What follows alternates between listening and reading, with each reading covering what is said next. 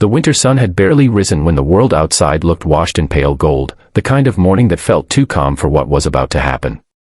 Frost clung to the railings of the quiet suburban street, and the air carried a stillness that made every sound echo a little louder. It was on this cold, quiet morning that Rowan Hale, one of the youngest CEOs in the city, stepped out onto the porch of a small rental home, expecting nothing more than a routine check-in for one of the charity projects his company sponsored. But what he saw instead changed the entire course of his life. A little girl no older than 6 stood at the top of the steps, her blonde curls dusted with snowflakes, her backpack slipping off her tiny shoulder. Her lips trembled as she looked up at him, her eyes wide with fear, and in the softest voice, she whispered the words that made his breath vanish into the cold air. "Sir, my mom isn't waking up." Rowan froze, his heartbeat thudding in his chest like a drum. For a moment, he couldn't feel the cold biting through his coat or the snow gathering on the porch, only the urgency in the little girl's trembling voice. And before he even realized he had spoken, he heard himself say, "Take me to her. If you believe in kindness, second chances, and people helping people, please like, comment, share, and subscribe to our channel Kindness Corner. And tell us in the comments, where in the world are you watching from?" The little girl, Aria Whitley, led him inside the small, dimly lit house. Rowan had been in countless luxury homes, offices, penthouses, but nothing prepared him for the sharp contrast of Aria's world. The living room was neat but filled with signs of a life stretched thin, worn-out shoes by the door, a space heater humming weakly in the corner, a second-hand couch patched with fabric. Aria moved quickly, almost stumbling over her little boots as she guided him toward the only bedroom in the house. Rowan followed, his stomach tightening with every step. When they reached the room, the sunlight filtering through the curtains cast a soft glow over a young woman lying on a thin mattress. Her hair spilled across the pillow as though she had fallen asleep while reading the papers scattered beside her. Rowan recognized her instantly, Mira Whitley, the freelance accountant his company occasionally hired for seasonal projects. She had always been quiet but determined, the kind of woman who apologized when she handed in perfect work because she thought she could have done better. Now she lay completely still, one hand resting near a half-finished audit form, as if life had hit pause without warning. Rowan knelt beside her, checking for a pulse the way he had once been trained during a mandatory corporate first aid workshop. Relief washed over him when he felt a faint but steady heartbeat. She was alive, just unconscious.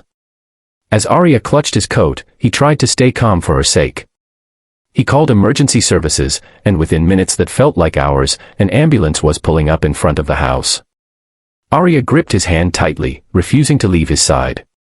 Something about her trust struck something deep in him, something he hadn't felt in a long time.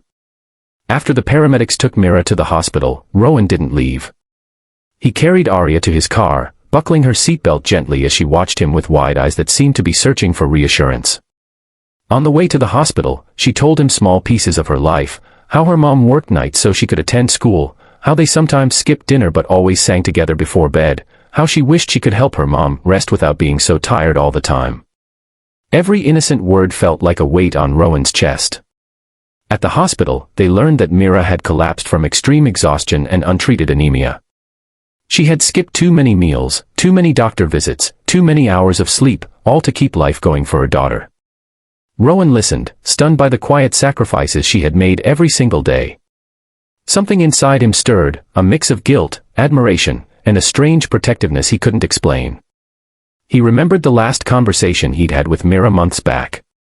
She had asked if she could take on more work, explaining she needed extra income for Aria's schooling. He had been too busy, too wrapped up in corporate chaos to think deeply about her request. Now, standing in the hospital hallway, he wondered how blind he'd been. Over the next several days, Rowan visited Mira and Aria consistently, bringing warm meals, books, and small toys for the little girl. Aria stayed close to him, often holding his sleeve or slipping her hand into his without hesitation. Mira, weak but improving, apologized each time he walked in, embarrassed by her situation, but Rowan gently reassured her that she had nothing to be sorry for. He admired her resilience, her strength, her devotion to her daughter. He began to see that she wasn't just another name in his company files. She was a mother fighting battles quietly and bravely, the kind of person who deserved more support than she had ever received. One afternoon, after Mira had recovered enough to talk more comfortably, Rowan made a decision that felt both natural and deeply necessary. He told her he wanted to offer her a full-time position at his company, one with better pay, benefits, and a schedule that would allow her to rest and take care of Arya properly. Mira burst into tears, not out of weakness but from the relief of finally being seen, truly seen, for the first time in a long time. Arya, hearing the news, clapped her hands and hugged Rowan as though he had just given her the world. And in a way, he had. Weeks passed, and the small home that once felt weighed down by worry began to fill with warmth again. Rowan helped fix things around the house, brought groceries, repaired the old heater, and even surprised Arya with art supplies after she mentioned she loved to draw. He didn't do these things out of pity but because something about this little family had touched his heart. They reminded him of the life he had been too busy to appreciate, the humanity he had nearly lost in endless boardrooms and busy schedules.